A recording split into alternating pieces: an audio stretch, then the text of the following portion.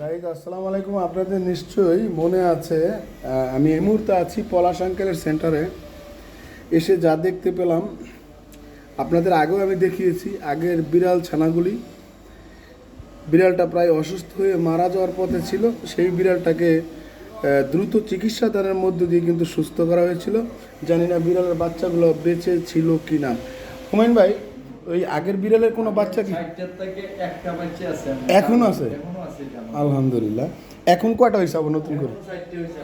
এই সোনারা এদিকেও ও দেখুন কত সুন্দর, কি কত কুইট সুইট।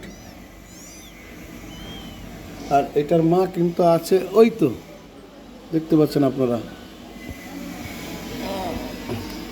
এখনো দুধ খাচ্ছে, তাই তো হুমায়ুন ভাই?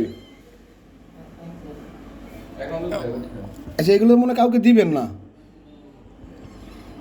হ্যাঁ হুমায়ুন ভাই? হ্যাঁ, দেখছেন বন্ধুরা কত সুইট।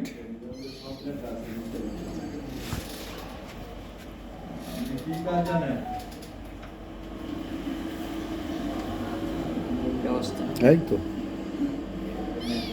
এক এক করে আসছি কিন্তু।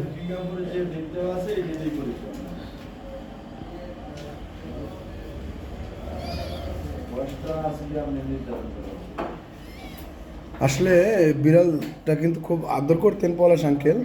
সেই আদরের কারণে এখন অবধি বিড়ালটা বেঁচে আছে।